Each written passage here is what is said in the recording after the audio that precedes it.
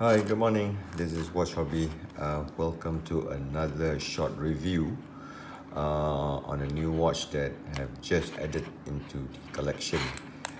This is the YEMA Digidisc Black reference number YDGD2020-AM. Now, it's quite a mouthful, but this is a watch from France, all French made, so it's a bit different than the typical Swiss and also Japanese made watches that is common in my collection. Now, the first thing that strikes you when you see this watch is the fact that it has a unique way of displaying time. So it is digital, and it uses a form of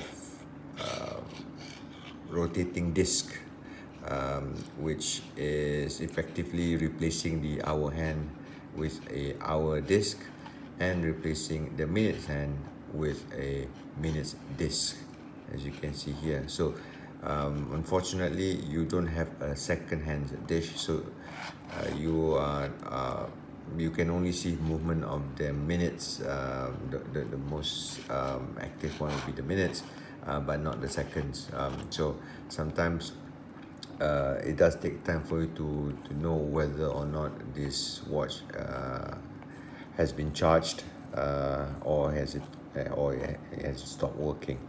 Another interesting aspect is the fact that from a dimensional point of view, it has a width of about 36 millimeter, thickness of about 10.65 millimeter, lug to lug length of 43 millimeter, and a typical weight approximately 150 grams. Is the fact that the bulk of the face of the watch casing is polished steel. Only a small window is where you can actually see the nice painted and wavy like dial, as you can see here, as well as the unique cutout in the dial itself, which sort of allows you to see part of the rotating disc, as you can see here. As far as text is concerned, very minimal.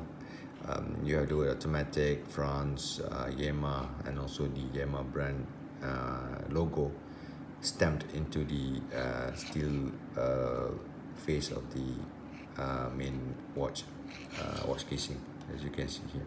So it's actually very simple, but one thing that makes it unique is the fact that it has that 1970s.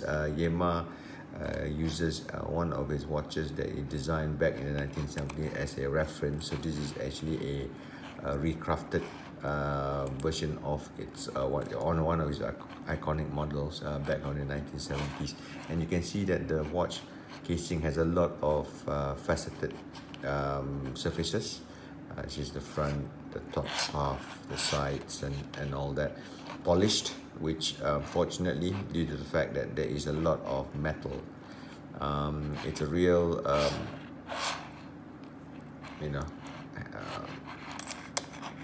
fingerprint like magnet. So you can see here, so sometimes it does get a bit irritating, as you can see all the smudges that can happen. The glass itself is sapphire crystal.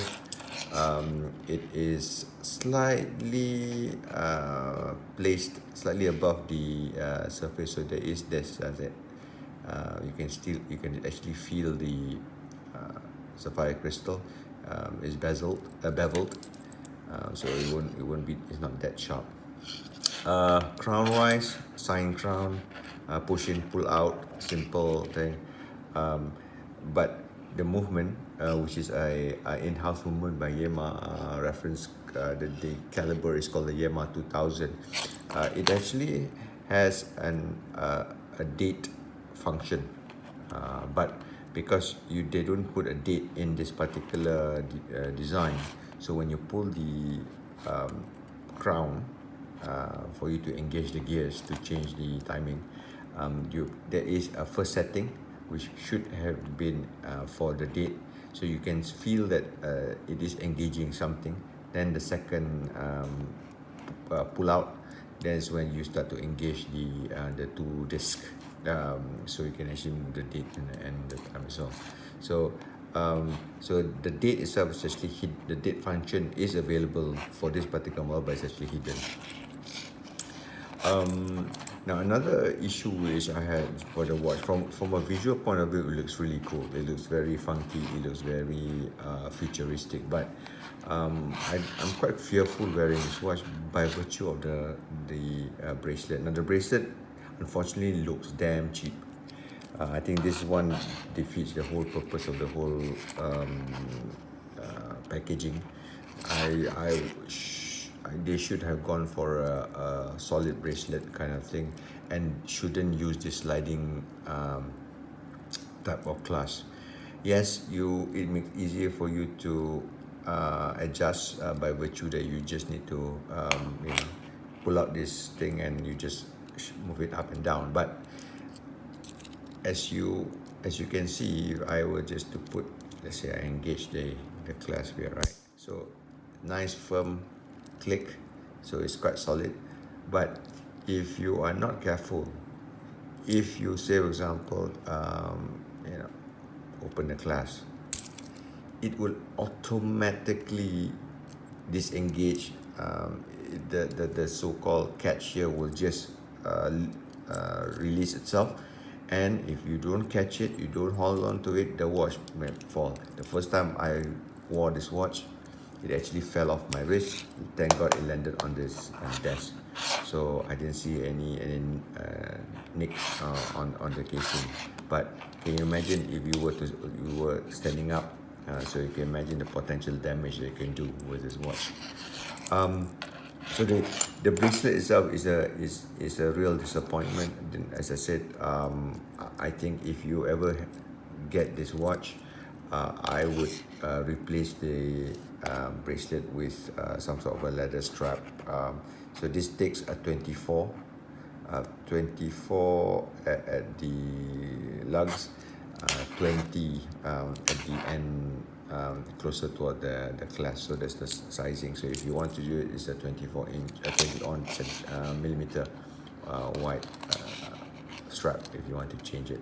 So I think that's my view. On hindsight, after looking at this watch, I think it is not something that I would often wear. It looks really funky, but the bracelet is the one that's really sort of kills it for me. It looks cheap. It's tacky. It vibrates. It makes noises. But overall, just looking at the casing itself, the watch casing, the main watch itself, disregarding the bracelet, I think it is something doable. Leather strap, I think it will look nice. There is another model that comes with it, that pairs with this. The sister model has a very nice oak-like color, earthly-like color dial. So this is black, and that's the other one. So have a look at their website, and you can see the option. But yes, I think that's my first cut view about this watch. From a technical point, from the schematics, from the specification, looks cool. But you see it in person, you feel it, you touch it. It's something that if I was given the opportunity to do that first, I don't think I'll ever buy this watch. Anyway, thank you so much for listening and watching this video. Do like the channel, follow the channel, and hopefully I can have more reviews in the future. Thank you so much. Bye bye.